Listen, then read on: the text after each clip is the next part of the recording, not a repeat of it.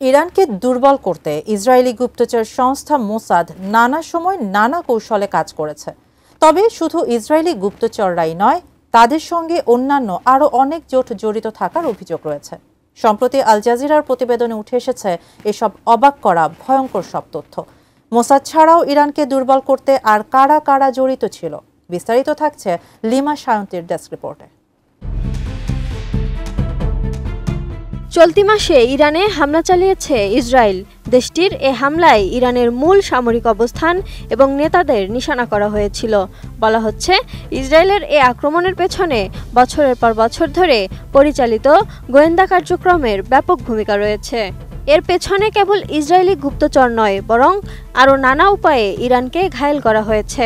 ২৬ June আল জাজিরার এক বিশ্লেষণে উঠে এসেছে এমনই সব অবাক করা তথ্য। প্রতিবেদনে বলা হয়েছে, ইরানের গুরুত্বপূর্ণ প্রতিরক্ষা অবকাঠামো ধ্বংস এবং সামরিক কমান্ডারদের হত্যার জন্য ইসরায়েলের গোয়েন্দা সংস্থা মোসাদকে কৃতিত্ব দেওয়া হচ্ছে। সংস্থাটির গুপ্তচররা ইরানের নিরাপত্তা ব্যবস্থায় ব্যাপকভাবে অনুপ্রবেশ করেছে বলে দাবি করা হচ্ছে।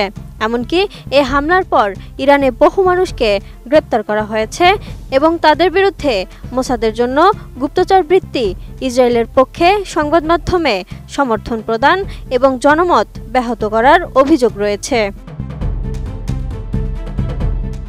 সম্প্রতি ইরান সরকার তাদের ঊর্ধ্বতন কর্মকর্তাদের এবং নিরাপত্তা দলকে ইন্টারনেটের সঙ্গে সংযুক্ত স্মার্টফোন ব্যবহার না করার নির্দেশ দিয়েছে। ইসরায়েলি হ্যাকিংয়ের মাধ্যমে সংবেদনশীল যোগাযোগ যাতে ফাঁস না হয় সেজন্য এমন নির্দেশনা দেওয়া হয়েছে। অন্যদিকে ইরানের নিরাপত্তা সংস্থাগুলো জনগণের কাছে গত কয়েক বছরে কোনো কোম্পানি বা ব্যক্তির কাছে ভাড়া দেওয়া ভবনের তথ্য না জানানোর অনুরোধ জানিয়েছেন। সব মশার বিরুদ্ধে সুরক্ষা দিতে এলো বসুন্ধরা এক্সট্রিম অ্যারোসল, মশার বিরুদ্ধে এক্সট্রিম সুরক্ষা। ইরানের উপর ইসরায়েলের আক্রমণের পরপরই এর পেছনে থাকা গোয়েন্দা কার্যক্রমের বিবরণ সংবাদ মাধ্যমগুলোতে প্রকাশিত হয়। ইসরায়েলের গোয়েন্দা সম্প্রদায়ের ঊর্ধ্বতন সদস্যদের দেয়া সাক্ষাৎকারে এসব হামলার বিস্তারিত জানানো হয়েছে। হামলায় মানব গোয়েন্দা এবং কৃত্রিম বুদ্ধিমত্তা এআই একসঙ্গে ব্যবহার করা হয়েছে, ফলে এটি ইরানের বিমান প্রতিরক্ষা ব্যবস্থাকে ব্যাপকভাবে ক্ষতিগ্রস্ত করেছে বলে জানা যায়। এই প্রতিবেদনে ইসরায়েলি এজেন্টরা কিভাবে ইরানের ড্রোন এবং মিসাইল সিস্টেম স্থাপন করতে সক্ষম হয়েছিল তা তুলে ধরা হয়েছে। এতে বলা হয়েছে, ইরানের অভ্যন্তরে ইসরায়েলি এজেন্টদের দেয়া তথ্য এবং পূর্ববর্তী আক্রমণ থেকে প্রাপ্ত তথ্যের ভিত্তিতে যুক্তরাষ্ট্রের একটি এআই মডেলের মাধ্যমে নির্ধারিত লক্ষ্যবস্তুতে আঘাত হানতে ব্যবহার করা হয়।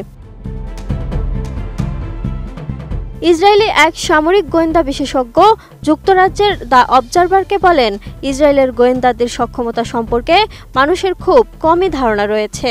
কেউ যদি নজরদারি এড়াতে চান তাহলে তাকে সব ধরনের ইন্টারনেট সংযোগ এবং ইলেকট্রিক ডিভাইস থেকে সম্পূর্ণভাবে দূরে থাকতে হবে।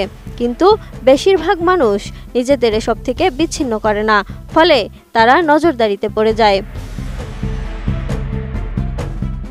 লুক্সেমবার্গ থেকে আরও এক প্রতিরক্ষা বিশ্লেষক আল জাজিরাকে বলেন, ইসরায়েলের সম্ভবত ইরানের অভ্যন্তরে ৩০ থেকে ৪০টি সেল কাজ করছে। তিনি বলেন, এসবের বেশিরভাগই সহযোগীদের নিয়ে গঠিত, তারা কেউ সরাসরি ইসরায়েলি নয়। এদের মাধ্যমেই ইরানকে দুর্বল করে ফেলা হয়েছে।